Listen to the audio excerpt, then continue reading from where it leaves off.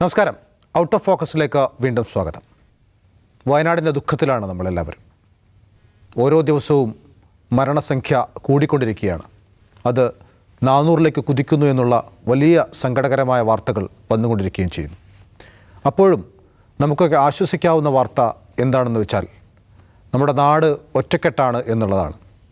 ഓരോ ദുരന്തം വരുമ്പോഴും, പ്രളയം വന്നപ്പോഴും എല്ലാം, കോവിഡ് വന്നപ്പോഴുമെല്ലാം നമ്മൾ ഒരുമിച്ച് അതിനെ നേരിടാൻ വേണ്ടി ശ്രമിച്ചിട്ടുണ്ട്. ഒരു പരിധിവരെ അത് വിജയിക്കുകയും ചെയ്തിട്ടുണ്ട്. ഈ ദുരന്ത സ്ഥലം അല്ലെങ്കിൽ സന്ദർഭം എന്ന് പറയുന്നത് ആളുകൾക്ക് ഒന്നിക്കാനുള്ള ഒരു അവസരമായി മാറുന്നുണ്ട്.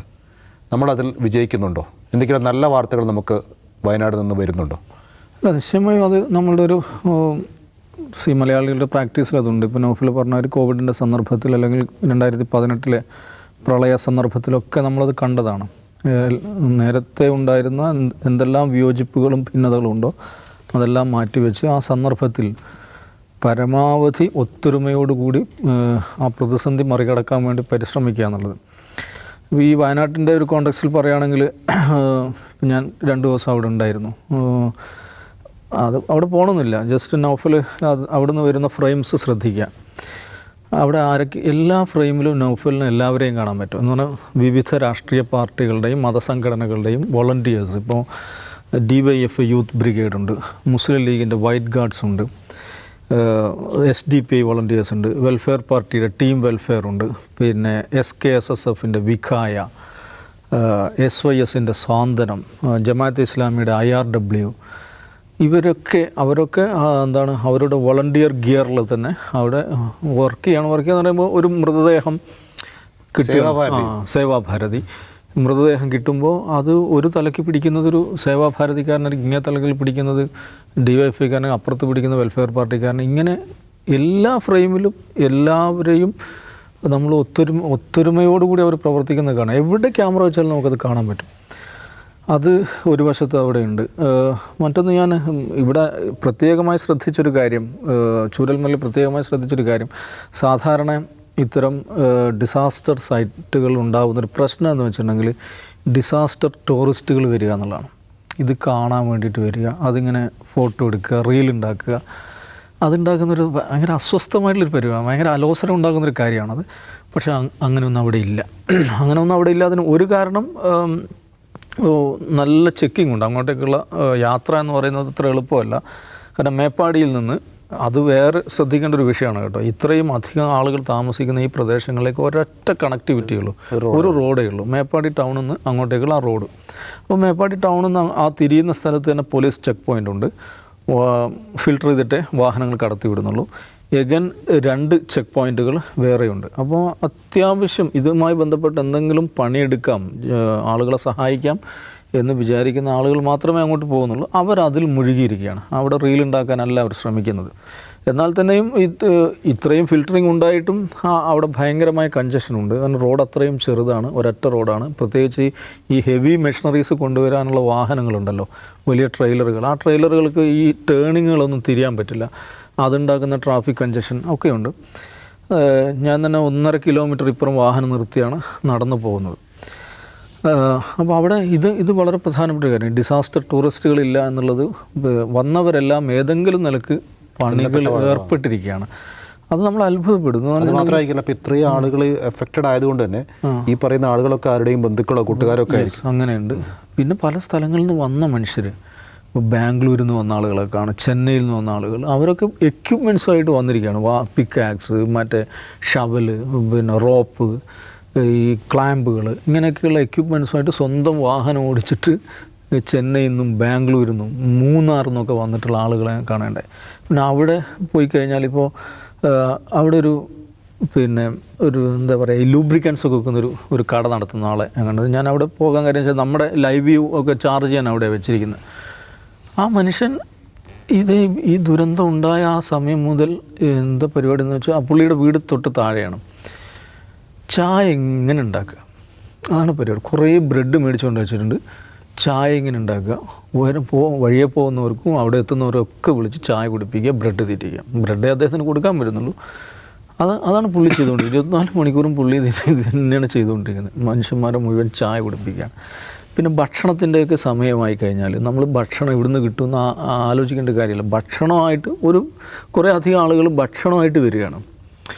അവരിങ്ങനെ ഭക്ഷണം കഴിപ്പിക്കുകയാണ്. ഭക്ഷണം കഴിപ്പിക്കുക എന്ന് പറയുമ്പോൾ എല്ലാവർക്കും ഭക്ഷണം കഴിക്കാൻ പറ്റില്ല. ഗ്ലൗ ഇട്ടിട്ടുണ്ടാവും, പിന്നെ ചെളി വരുന്നുണ്ടാവും. അവർ അക്ഷരാർത്ഥത്തിൽ ഭക്ഷണം തീറ്റിക്കുന്നുണ്ട്. നേന്ത്ര പഴം തൊലി പാകിയിട്ട് അവരുടെ വായിൽ വെച്ച് കൊടുക്കുന്നു. ഇങ്ങനെ മനോഹരമായ കാഴ്ചകളെന്ന് നമ്മൾ പറയും. ഏറ്റവും മനോഹരമായ മനുഷ്യത്വത്തിൻ്റെ ഏറ്റവും മനോഹരമായ കാഴ്ചകൾ നമുക്കവിടെ കാണാൻ കഴിയും. അവിടെ ആ പള്ളി, ആ ജംഗ്ഷനിൽ കേടുകൂടാതെ ഇരിക്കുന്ന അപൂർവം കെട്ടിടങ്ങളൊന്നും ആ മസ്ജിദാണ്. ആ മസ്ജിദ് എന്താണ്, നമ്മളെ ഇതില്ലേ എക്സ്റ്റൻഷൻ, ഈ ചാർജ് ചെയ്യാൻ വേണ്ടിയുള്ള ഇതിൻ്റെ എക്സ്റ്റൻഷൻ്റെ ഒരു കേന്ദ്രമാണ്. എല്ലാവരും പോയിട്ട് അവിടെ പോയിട്ട് ചാർജ് ചെയ്യാണ്. ഇത് പള്ളിയാണ്. അങ്ങനെ പള്ളിയിലാണ് ഉച്ചയ്ക്ക് ഭക്ഷണം വിതരണം ചെയ്യുന്നത്. എല്ലാവരും എന്താണോ തന്നെ കൊണ്ട് ചെയ്യാൻ സാധിക്കുക എന്നാലോചിച്ച് പരമാവധി ചെയ്യാൻ പരിശ്രമിക്കുന്നത് നമുക്കവിടെ കാണാം. ഇത് സത്യം പറഞ്ഞാൽ ഈ ദുഃഖകരമായ ഇതിനിടയിലും നമ്മളെ ഭയങ്കരമായിട്ട് ആഹ്ലാദിപ്പിക്കുന്നൊരു കാര്യമാണ്. പട്ടാളക്കാർ, ഈ സൈനികരായിട്ട് വന്ന ആളുകൾ, അവർ അത്ഭുതത്തോടെയാണ് ഇത് കാണുന്നത് കേട്ടോ. അവർക്കൊരു, എനിക്ക് തോന്നുന്നു ഇങ്ങനത്തെ ഒരു അനുഭവം ഉണ്ടായിട്ടുണ്ടാവില്ല. ഇത്രയും അധികം മനുഷ്യർ സ്വയം സന്നദ്ധരായി അവിടെ വന്ന് ദിവസങ്ങളോളം ഈ ചളിയിൽ പണിയെടുക്കുക എന്ന് പറഞ്ഞാൽ അത് നിസ്സാര കാര്യമല്ല നൗഫലെ. ഭയങ്കരമായിട്ട് മടുപ്പിക്കും എന്ന് പറഞ്ഞിട്ടുണ്ടെങ്കിൽ നമുക്ക് മര്യാദയ്ക്ക് മൂവ് ചെയ്യാൻ പറ്റില്ല. ചെളിയിലൂടെ ഇങ്ങനെ അധികം അങ്ങോട്ടും ഇങ്ങോട്ടും നടക്കുക എന്ന് പറയുന്നത് ഭയങ്കരമായിട്ട് നമ്മൾ ക്ഷീണിപ്പിക്കും, മടുപ്പിക്കും. പിന്നെ ഉള്ള പ്രശ്നം എന്ന് വെച്ചിട്ടുണ്ടെങ്കിൽ ഈ ഒരു നൂൽ മഴയാണ് എപ്പോഴും. വലിയ മഴയല്ല, പക്ഷെ എപ്പോഴും ചെറിയ ഈ മഴ അതുണ്ടാക്കുന്നൊരു തണുപ്പ്, അതൊക്കെ ഭയങ്കരമായിട്ട് നമ്മളെ മടുപ്പിക്കുന്ന കാര്യമാണ്. പക്ഷെ അങ്ങനെയല്ല, അതൊന്നും വകവെക്കാതെ തന്നെ ഇങ്ങനെ പൂർണ്ണ സമയം ഈ ചളിയിൽ പണിയെടുത്തുകൊണ്ടിരിക്കുകയാണ്. ആർക്ക് വേണ്ടിയാണ് പണിയെടുത്ത്? തങ്ങളുമായിട്ട് യാതൊരു ബന്ധവുമില്ലാത്ത മനുഷ്യർക്ക് വേണ്ടിയാണ്.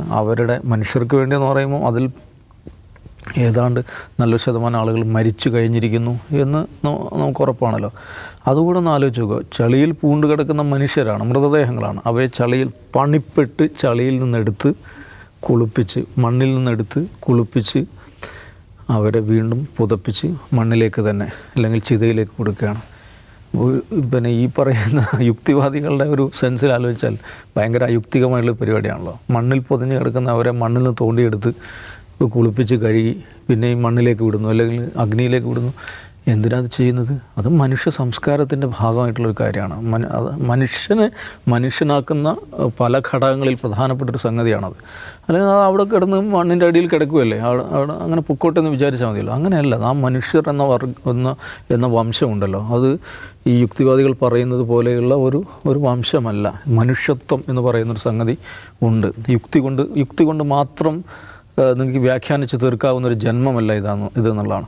അപ്പോൾ അങ്ങനെ മനുഷ്യർ എന്നുള്ള നിലക്കുള്ള നമ്മുടെ സ്ഥാനം, നമ്മുടെ പവിത്രത, എന്താ പറയുക, ആ ഒരു ബഹുമാനം, അതിൻ്റെ ഒരു മാനിഫെസ്റ്റേഷൻ, അത് നമുക്ക് അതിൻ്റെ പൂർണ്ണതയിൽ കാണാൻ സാധിക്കുന്ന ഒരു സന്ദർഭമാണ് ചൂരൽമലയിലും മുണ്ടക്കയിലൊക്കെ ഉള്ളത്. അതിൻ്റെ മനോഹരമായുള്ള ദൃശ്യങ്ങളാണ് അവിടെയുള്ളത്. ലോകം, മലയാളികൾ അതിനോട് പ്രതികരിച്ച രീതി, ഇന്ത്യക്കാർ പ്രതികരിച്ച രീതി, ലോക സമൂഹം നോക്കൂ. ലോകത്തെ പ്രധാനപ്പെട്ട ലോക നേതാക്കന്മാർ ഇതിൽ പ്രതികരിച്ചു കഴിഞ്ഞാൽ ജോ ബൈഡൻ, വ്ളാദിമിർ പുടിൻ അടക്കമുള്ള പ്രധാനപ്പെട്ട ലോക നേതാക്കളുടെ പ്രതികരണം വന്നു. മരണസംഖ്യയുടെ കാര്യം ആലോചിക്കുമ്പോഴാണ് നമുക്ക് സങ്കടമാവുന്നത്. കേരളം കണ്ടിട്ടില്ലാത്ത ഏറ്റവും വലിയ ദുരന്തമാണ് ആ ഒരു സെൻസിൽ ആലോചിക്കുമ്പോൾ. പക്ഷെ ഒരു കാര്യം, ഈ സംഭവം ഉണ്ടായ അന്ന് രാവിലെ നമ്മളിതേക്കുറിച്ച് പ്രാഥമികമായി ഇതിൻ്റെ കവറേജൊക്കെ ഇവിടെ പ്രാഥമിക ചർച്ച നടക്കുമ്പോൾ ഞാൻ നാസർക്കയോട് പറഞ്ഞു, നാസർക്ക, ഇത് 500ൻ്റെ മേലെ മരണം നിശ്ചയമായിട്ടുണ്ടാകും എന്ന് ഞാൻ അന്ന് പറഞ്ഞിരുന്നു. ഇപ്പോൾ 338 എത്രയാണ് ഒടുവിൽ വന്ന 200 പേരെ മിസ്സിംഗ് ഉണ്ട്. നിശ്ചയമായും കേരളം കണ്ട ഏറ്റവും വലിയ ദുരന്തമായിരിക്കും ഇത്. ഞാനത് പറയാൻ കാരണം വെച്ചാൽ, ഞാൻ ഇന്നലെ പറഞ്ഞല്ലോ, ഉരുൾപൊട്ടലിൻ്റെ ഒരു ആഘാതം എന്താണെന്ന് അത് നമ്മൾ ആ മേഖലകളിൽ പോയാലാണ് മനസ്സിലാവുക. ഇവിടെ ഉണ്ടായൊരു പ്രശ്നം എന്ന് വെച്ചിട്ടുണ്ടെങ്കിൽ, സാധാരണ ഉരുൾപൊട്ടൽ ഉണ്ടാവുന്നത് വനത്തിലുണ്ടാവുന്നു. വനത്തിലൂടെ, മലഞ്ചെരുവുകളിലൂടെ ദീർഘനേരം സഞ്ചരിച്ച് അതിൻ്റെ ഒരു ശക്തി കുറഞ്ഞിട്ടാണ് ജനവാസ മേഖലകളിൽ എത്താറുള്ളത്. ഇവിടെ അങ്ങനെയല്ല. വളരെ ജനനിബിഡമായ 2 ഗ്രാമങ്ങളിലേക്ക് അങ്ങോട്ട് ഇടിച്ച് വീഴുകയാണ് ഈ സംഭവം. അത് പ്രവഹിച്ചൊരു വഴിയിൽ ആര് പെട്ടോ, അത് നിശേഷം ഇല്ലാതാക്കുക എന്നുള്ളതാണ് ഉരുൾപൊട്ടലിൻ്റെ ഒരു സംഗതി. അതുകൊണ്ടാണ് ഞാൻ ഇത് അതിൻ്റെ ഒരു പ്രാഥമികമായ ചിത്രം കിട്ടിയപ്പോൾ തന്നെ ഇങ്ങനെ സംഭവിക്കും എന്ന് ഞാൻ അത്രയും ഉറപ്പിച്ച് ഞാൻ നാസർക്കയോട് പറഞ്ഞത്. ഇനിയുള്ളൊരു സംഗതി എന്ന് വെച്ചാൽ ഈ ബോഡികൾ കണ്ടെത്തുക എന്നുള്ളതാണ്. അതിലും എനിക്ക് തോന്നുന്നത് ഇപ്പം മുണ്ടക്കൈ ചൂരൽമല പ്രദേശങ്ങളിൽ നടക്കുന്ന സെർച്ച് ഉണ്ടല്ലോ, അതേക്കാൾ കൂടുതൽ ഫോക്കസ് കൊടുക്കേണ്ടത് ഈ നിലമ്പൂർ കാടുകളിലാണെന്നാണ് ഞാൻ വിചാരിക്കുന്നത്. കാരണം നിലമ്പൂർ കാടുകളിൽ നൗഫലിന് അറിയാമായിരിക്കുമല്ലോ, അവിടെ ധാരാളം ദ്വീപുകളുള്ള കാടാണത്. വെച്ചാൽ പുഴ പല വഴിയായി സഞ്ചരിക്കുകയും ചെറിയ ചെറിയ തുരുത്തുകൾ, ദ്വീപുകൾ, ആ തുരുത്തുകളുടെയും ദ്വീപുകളുടെയും ഓരത്ത് ബോഡികൾ ഇനിയും കിടപ്പുണ്ടെന്നാണ് ഞാൻ വിചാരിക്കുന്നത്. അവിടെയും ഈ സന്നദ്ധ സേവകരുടെ പ്രവർത്തനം വളരെ അസാധാരണമായുള്ള സംഭവമാണ്. ഇന്നിപ്പോൾ നമ്മൾ കൊടുത്ത ഒരു ദൃശ്യം കണ്ടില്ലേ, ഈ കാട്ടിനുള്ളിലെ പുഴ മുറിച്ച് കിടക്കുകയാണ്. ആ ദൃശ്യം കൂടെ ശ്രദ്ധിക്കേണ്ടത്. അതിൽ സർക്കാരിൻ്റെ NDRF ബന്ധപ്പെട്ട ആളുകളുണ്ട്, ഈ പറയുന്ന DYFIക്കാർ, വെൽഫെയർ പാർട്ടിക്കാർ, SDP ഉണ്ട്. അതിൽ ഒരു പാർട്ടിക്കാരൻ മുമ്പിൽ നടക്കുകയാണ്. അയാൾ വയറ്റത്ത് കയർ കെട്ടിയിട്ടിരിക്കുകയാണ്. എൻ്റെ മുള കുത്തിപ്പിടിച്ചാണ് നടക്കുന്നത്, ആഴം പരിശോധിച്ചിട്ട്. അപ്പോൾ അയാളെ വയറ്റത്ത് കെട്ടിയ കയറിൽ പിടിച്ചാണ് ബാക്കിയുള്ള ആളുകൾ നടക്കുന്നത്. അസാധാരണമായുള്ളൊരു ദൃശ്യമാണത്. അപ്പം അങ്ങനെ അവരവിടെ പരിശോധന നടത്തുന്നുണ്ട്. എനിക്കൊന്ന് കുറച്ചും കൂടെ സർക്കാർ മെഷീനറി അവിടെ കുറച്ചും കൂടെ ഫോക്കസ് ചെയ്താൽ ഈ ബോഡി റിക്കവറി എന്നുള്ളത് കുറച്ചും കൂടെ വേഗത്തിലാവുമെന്നാണ് എനിക്ക് തോന്നുന്നത്. നിശ്ചയമായി നമ്മളെ വേദനിപ്പിക്കുന്ന, അങ്ങേയറ്റം പ്രയാസപ്പെടുന്ന സംഭവമാണ്. പ്രയാസപ്പെടുത്തുന്ന ഒരുപാട് കഥകൾ, ഇപ്പോൾ നമ്മൾ ആ ക്യാമ്പിലിരിക്കുന്ന ആളുകളോട് സംസാരിച്ച് കഴിഞ്ഞാൽ ഒരുപാട് കഥകളുണ്ട്. ഇതിൽ വേറൊരു കാര്യം എനിക്ക് അല്പം അസ്വസ്ഥ ഉണ്ടാക്കിയൊരു സംഗതി ഇതാണ്. ഈ മൊത്തം ഈ സംഗതികൾ ഏറ്റവും അധികം അധ്വാനിച്ച് പണിയെടുക്കുന്ന കൂട്ടർ ഈ സന്നദ്ധ സേവകരാണ്, വിവിധ പാർട്ടികളുമായും മതസംഘടനകളുമായി ബന്ധപ്പെട്ട്. പക്ഷേ പലപ്പോഴും മുഖ്യമന്ത്രി സംസാരിക്കുമ്പോൾ അവരുടെ ഇതിനെ ഒന്ന് വേണ്ടത്ര അതിൻ്റെ ഒരു ഗൗരവം അദ്ദേഹം കൊടുക്കുന്നില്ലെന്ന് എനിക്ക് തോന്നുന്നുണ്ട്. അത് സർക്കാർ തന്നെ ചെയ്തോളും, വേറെ ആരും വേണ്ട. സർക്കാർ സംവിധാനം വളരെ പ്രധാനമാണ്. പക്ഷേ ആ സർക്കാർ സംവിധാനത്തിലൂടെ എല്ലാം സാധ്യമല്ല. അപ്പോൾ സന്നദ്ധ സേവകരുടെയും സന്നദ്ധ സംഘടനകളുടെയും പ്രവർത്തനങ്ങളെ അതിന് ഒന്ന് വില കുറച്ച് കാണുന്നൊരു സമീപനം മുഖ്യമന്ത്രിക്കുണ്ട് എന്ന് അദ്ദേഹത്തിൻ്റെ സംസാരം തോന്നുന്നുണ്ട്. അത് ശരിയല്ല. സന്നദ്ധ സേവകരുടെയും സന്നദ്ധ സംഘടനകളെയും അവർ കൂടെ ഉള്ളത് കൊണ്ടാണ് നമുക്ക് ഇത്രയും കാര്യങ്ങൾ ഇങ്ങനെ എത്തിക്കാൻ പറ്റി, വേഗത്തിൽ നടക്കുന്നത്. മുഖ്യമന്ത്രി ആ കാര്യത്തിൽ ഒന്ന് മാറി ചിന്തിക്കണമെന്നാണ് എൻ്റെ അഭിപ്രായം. ജിംസ്, അപ്പോൾ നമുക്ക് ഈ പറഞ്ഞ പോലെ ഒരുപാട് നല്ല വാർത്തകൾ അവിടെ നിന്ന് വരുന്നു. ഇപ്പോൾ ഏറ്റവും ഒടുവിലായി ഇപ്പോൾ കഴിഞ്ഞ ദിവസം ഇന്നലെ രാത്രി കുറച്ച് ഫോറസ്റ്റർമാർ, 6 ഫോറസ്റ്റ് ഉദ്യോഗസ്ഥന്മാർ മലയുടെ മുകളിൽ പോയി അവിടെ പട്ടിണി കിടന്നിരുന്ന ഒരു 6-അംഗ കുടുംബത്തെ വളരെ കഷ്ടപ്പെട്ട് മണിക്കൂറുകൾ പണിപെട്ടാണ് ചെങ്കുത്തായ മലയിലൂടെ കൊണ്ടുവരികയൊക്കെ ചെയ്ത്. അങ്ങനെയുള്ള കുറേ നമുക്ക് ആശ്വാസം. ഇപ്പോൾ ഏറ്റവും ഒടുവിൽ തെർമൽ സിഗ്നൽ ലഭിച്ചിരിക്കുന്നു, ഒരു ജീവൻ അടിയിലുണ്ട് എന്നുള്ള തോന്നിപ്പിക്കുന്ന സിഗ്നലൊക്കെ വന്നിരിക്കുന്നു. അവരെ രക്ഷിക്കാനുള്ള ശ്രമങ്ങൾ നടക്കുന്നു. അപ്പോൾ അത്തരം നല്ല വാർത്തകൾ നമ്മളെ ആശ്വസിപ്പിക്കുന്നു. അല്ല, അത്തരം നല്ല വാർത്തകൾ എന്ന് പറഞ്ഞാൽ അത് നമ്മൾ സാധാരണ കേരളത്തിൽ ദുരന്തമുഖങ്ങളിൽ നമ്മൾ കണ്ടുകൊണ്ടിരിക്കുന്ന വാർത്തകളാണ്. നമ്മൾ പ്രളയത്തിൻ്റെ സമയത്താണ് നമ്മൾ ഏറ്റവും കൂടുതൽ കണ്ടത്. മലയാളികളുടെ ഒരു സംസ്കാരവും സ്വഭാവവുമാണെന്ന് എനിക്ക് തോന്നിയിട്ടുണ്ട്. ഈ ഒരു കൂട്ടായ്മ, ഒരു ദുരന്തമുഖത്ത് ഒരു ഒത്തൊരുമ, അവർക്ക് വേണ്ടി കൊടുക്കാൻ തയ്യാറാവുക, അത് ചെറിയ കാര്യമല്ലല്ലോ. കൊടുക്കാൻ തയ്യാറാവുക. അപ്പോൾ എന്നെ തന്നെ എത്രയോ പേര് മെസ്സേജ് ചെയ്ത് ചോദിച്ചിട്ടുണ്ട്. ഇപ്പോൾ UAE നിന്നൊക്കെ ചിലർ ചോദിക്കുന്നു, UAE ഈ വസ്തുക്കൾ ഇതൊക്കെ കൊടുക്കാൻ പറ്റുന്ന കോർഡിനേഷൻ സെൻ്റർ ഉണ്ടോ എന്ന് നമ്മളോട് ചോദിക്കാറുണ്ട്. അതുപോലെ ഒരു മണി എക്സ്ചേഞ്ച് സ്ഥാപനം പറഞ്ഞു, ഞങ്ങളുടെ മണി എക്സ്ചേഞ്ച് സ്ഥാപനത്തിൽ ഈ CMDRFിലേക്കുള്ള ഫണ്ട് ട്രാൻസ്ഫർ സൗജന്യമായിരിക്കും എന്നൊരു വാർത്ത കൊടുക്കാമോ, അത് ആളുകൾക്ക് ഉപകാരപ്പെടുമെന്ന് വെച്ചിട്ട് ഒരാൾ എന്നോട് ചോദിച്ചു. അങ്ങനെ പല രീതിയിൽ മലയാളികളുടെ ഒരു പൊതു സ്വഭാവമാണ് അത് തർക്കമൊന്നുമില്ല. പക്ഷേ നൗഫൽ അത് മാത്രമല്ല നമ്മൾ കാണേണ്ടത്. ഈ പ്രളയത്തിലും ഉരുൾപൊട്ടലിലും വിഷജന്തുക്കൾ കൂടി ഇറങ്ങും, അത് നമ്മൾ കാണേണ്ടതുണ്ട്. മലയാളികൾക്കിടയിൽ മാലാഖമാർ മാത്രമല്ല ഉള്ളത്, ഇത്തരത്തിലുള്ള വിഷജീവികളുണ്ട്. ഇന്ന് ഞാൻ രാവിലെ തൊട്ട് കണ്ട കുറേയധികം കാര്യങ്ങൾ കാണാം. അതിൽ ഏറ്റവും പ്രധാനപ്പെട്ട ഒന്ന്, ഈ ദുരന്തത്തിൽ അനാഥരായി പോയ പിഞ്ചുകുട്ടികളുണ്ട്, മുല കുടിക്കുന്ന കുട്ടികൾ. ആ കുട്ടികൾക്ക് മുലപ്പാൽ കൊടുക്കാൻ എൻ്റെ ഭാര്യ സന്നദ്ധയാണ് എന്ന് പറഞ്ഞുകൊണ്ട് ഒരാൾ ഫേസ്ബുക്കിൽ പോസ്റ്റ് ഇട്ടു. അത് പെട്ടെന്ന് വൈറലായി. കാരണം ഇതുവരെ നമ്മൾ കേൾക്കാത്തൊരു മാതൃകയാണ്. ഒരു ദുരന്തമുഖത്ത് ഒരു മലയാളിയും സന്നദ്ധനാവാത്തൊരു മാതൃകയാണ്. എൻ്റെ ഭാര്യ അതിന് സന്നദ്ധയാണ്. ആ സ്ത്രീ പറഞ്ഞിട്ടാവുമല്ലോ അയാൾ പോസ്റ്റ് ഉണ്ടാവുക. അപ്പോൾ അതിനടിയിൽ ഒരാൾ വന്നിട്ട് വളരെ അശ്ലീലമായൊരു കമൻ്റ് ഇട്ട് പോകുന്നു. ഇങ്ങനെയുള്ള ആളുകളും കേരളത്തിലുണ്ട്. അശ്ലീലമായ കമൻ്റ് ഇട്ട് പോകുന്നു. അയാളെ സോഷ്യൽ മീഡിയയിലെ ആളുകൾ കൂടിയിട്ട് പഞ്ഞിക്കിടുന്നു. കായികമായി കൈകാര്യം ചെയ്തു തോന്നുന്നു. ചെയ്തോ? പോസ്റ്റ് വന്നിട്ടുണ്ട്. ഓക്കെ, എന്തായാലും അത്തരം മനുഷ്യരുണ്ട് നമുക്കിടയിൽ അങ്ങനെ ആളുകളുണ്ടെന്ന് തിരിച്ചറിയേണ്ടതാണ്. മറ്റൊന്ന്, ഈ സന്നദ്ധ പ്രവർത്തകരിൽ ചില ആളുകൾ ഈ ദുരന്ത ഭൂമിയിൽ നമസ്കരിക്കുന്നുണ്ട്. ഈ മുസ്ലിങ്ങളെ സംബന്ധിച്ച്, ബാക്കി മതങ്ങളിൽ അങ്ങനെയൊന്നുമില്ല. മുസ്ലിങ്ങളെ സംബന്ധിച്ച് 5 നേരം നമസ്കരിക്കുക എന്ന് പറയുന്നത് നിർബന്ധമാണ്. അപ്പോൾ അത് ശീലിച്ച ആളുകൾക്ക് അത് ഒഴിവാക്കാനും കഴിയില്ല. അവരെവിടെയാണെങ്കിലും അത് നമസ്കരിക്കും. അപ്പോൾ ട്രെയിൻ യാത്രയിലാണെങ്കിലും വാഹനത്തിലാണെങ്കിലും എവിടെയാണെങ്കിലും അത് ചെയ്യും. ദുരന്ത ഭൂമിയിൽ നമസ്കരിക്കുന്നതിനെ പരിഹസിക്കുന്ന കുറേ ആളുകൾ എന്നല്ല പറയാം, കോളാമ്പി എന്നു പേരുള്ള, ആ പേരിൽ തന്നെയുണ്ട്, കോളാമ്പി എന്നാണ് എൻ്റെ പേര്. നമ്മുടെ സി രവിചന്ദ്രൻ പോലുള്ള ആളുകളുടെ അവരുടെ കീഴിലുള്ളതാണെന്ന് തോന്നുന്നു. ഞാൻ അങ്ങനെ ഫോളോ ചെയ്യാറില്ല, ഞാനൊരു സ്ക്രീൻഷോട്ടാണ് കണ്ടത്. അപ്പോൾ ഇതെന്ത് പ്രഹസനമാണ് സജി എന്നുള്ള മീമുകൾ.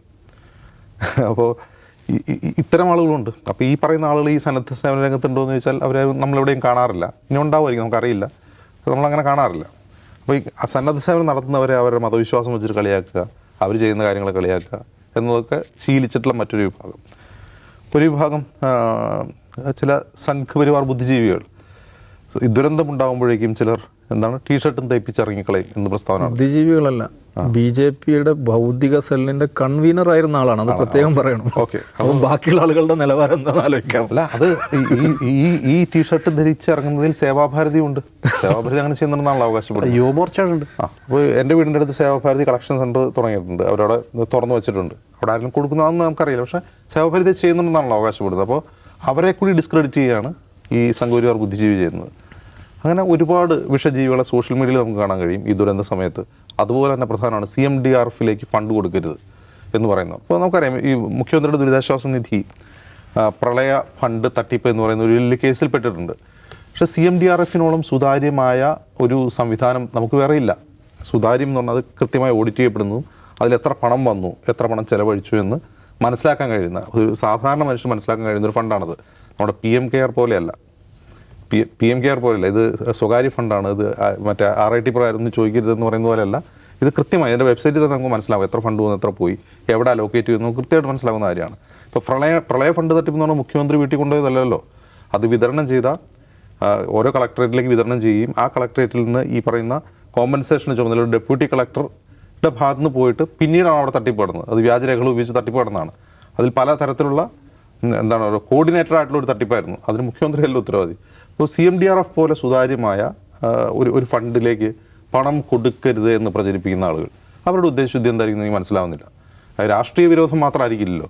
കാരണം ഇപ്പം UDF-കാരാണത് പറയുന്നത് കരുതുക. നാളെ UDF അധികാരത്തിൽ വന്നാലും ദുരന്തങ്ങളുണ്ടാവും. UDF അധികാരത്തിലിരിക്കുമ്പോഴും ഈ CMDRF വേണ്ടി വരും, അതിലേക്ക് ഫണ്ട് ആവശ്യപ്പെടേണ്ടി വരും.